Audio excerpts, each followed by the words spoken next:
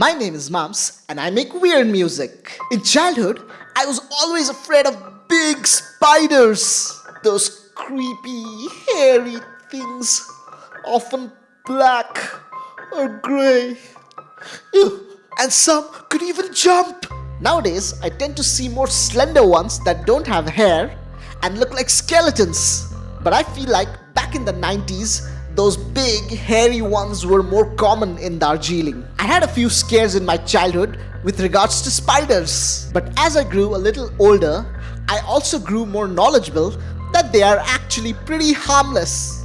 I learned not to scream and run whenever I saw a spider. But the innate fear somewhat still existed. So, this incident happened probably somewhere in my mid-teens. On a cold and wintry evening, I was on my bed, minding my merry own business, when I suddenly noticed to the wall on my left, there was a huge spider.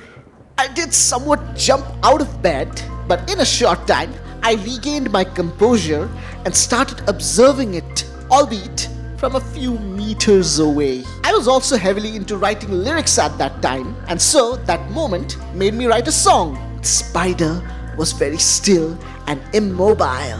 But when I had written like 3 verses, the spider suddenly, out of the blue, moved a few inches towards me. That is exactly when I wrote the climactic line of "No, no, why have you come towards me?" I did panic a little and don't exactly remember what I did, but I lost track of the spider. And no, that was not a sigh of relief, because that meant now the spider could be anywhere. Maybe on my bed. And I don't think it would tuck me in bed and sing a lullaby for me. This behemoth would probably bite me. Or maybe crawl in my mouth when I was asleep. At least it couldn't climb in my ears and lay its eggs, right? Right?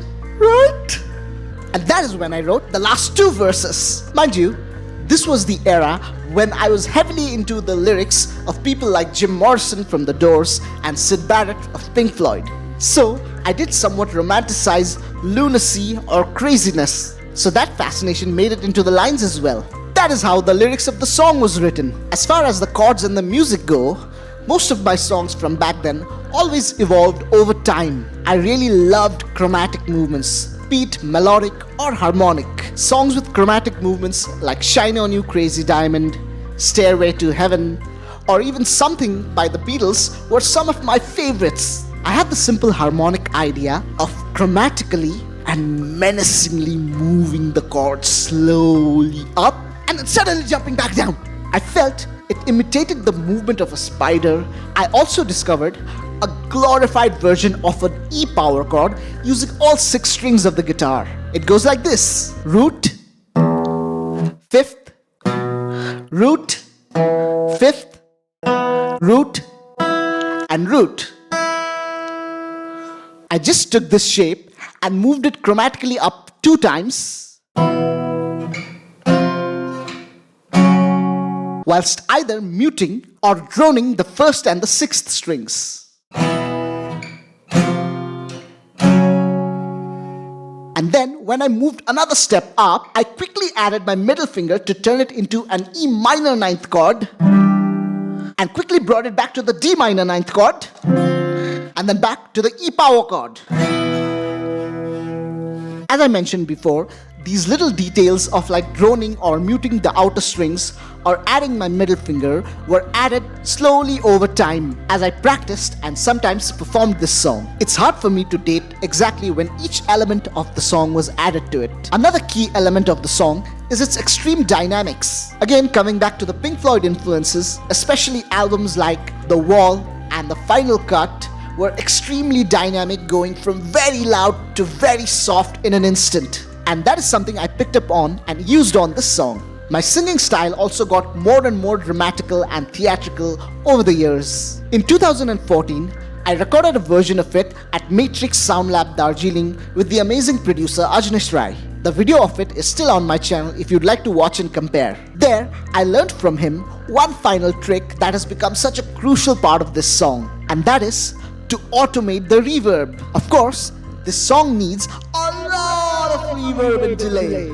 However, there are some moments when I go completely silent and mute my guitar with my hands. If not automated, the reverb and delay trails in those sections would have completely destroyed the vibe and messed up my whole intention. Besides the 2014 recordings, I also have a few different live versions on YouTube and Bandcamp. But just like my previous song Poverty, this song too needed a proper recording to be done. And I did it! Here it is!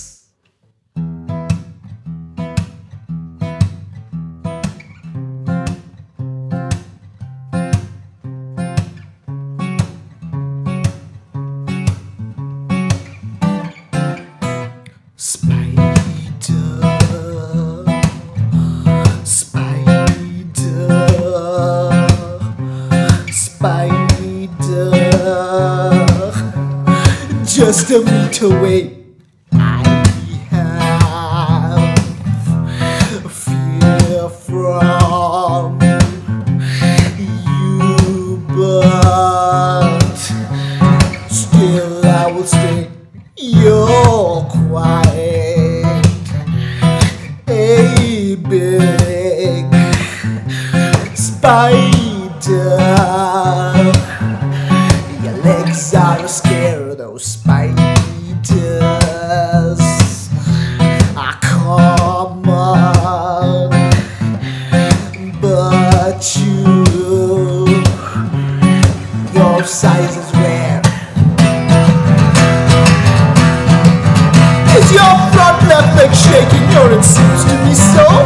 Why are you always in a majestic show? Please don't come toward me. I'll talk right from here. I'm taking a risk of being so near. Do you have horns on your head like a bull? Or something like that? My eyesight is good. Your legs are all scary. Look like human bones.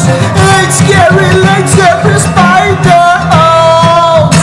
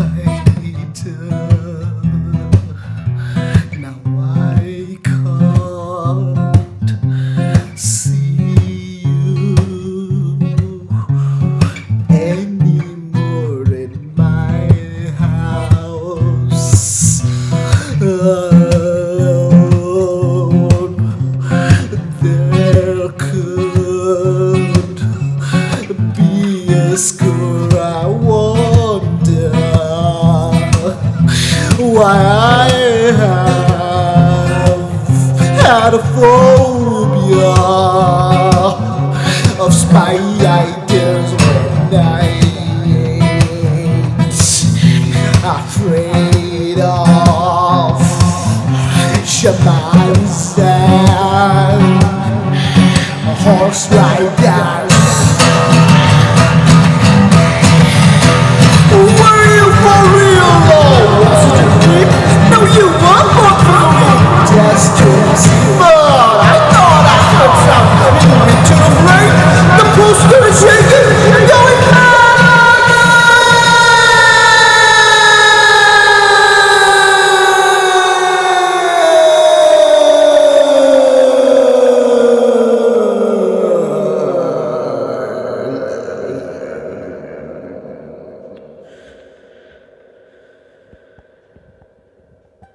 Welcome back!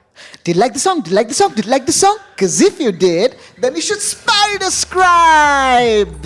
Tell me in the comments below what fears you used to have when you were little. And while you're at it, don't forget to leave a like and turn on notifications for the channel. In this new recording of 2024, 10 years later than the first recording, of course, me being more experienced, this performance I definitely feel is better. And also, it being my own home studio, I had the luxury of tweaking and doing several takes. Hence, I feel I'm much more satisfied with this particular recording, and I hope this will be the final version of it. As I mentioned before in my poverty video, my plan is to record a bunch of my acoustic songs and put it together for an album sometime next year. However, a friend of mine, Andrea Rublev, already has several albums out. He is an avant-garde harsh noise musician and he makes music with his very peculiar instrument called the no-input mixer. It is basically a mixer with its outputs fed back into its inputs, creating a feedback. There is no external sound input. And then he uses various devices and pedals to color that sound. My favorite album of his is called Destroy Everything, Destroy Everyone. It is harsh, dense, and shocking, and very emotional. It also features a friend of his on saxophone which stakes through the dense layers of sound. It is an experience you have to have yourself. I'll put the link of the album on the cards as well as the description below. Please do go and listen to it and listen to all his other music on Bandcamp. Speaking of Bandcamp, I have a Bandcamp too. I have all my music there, including my very recent solo album, Small Town Boy. And the album is also on all other major streaming platforms like Spotify, Amazon Music, YouTube Music, Saavn, and all the others. Please do go and listen to it wherever it is convenient to you. And if you would like to have some sitar in your music, I have a sitar sample pack on my Bandcamp. Grab yourself a copy of it, as it is a great way to support the channel and to stay untuned. Okay, bye.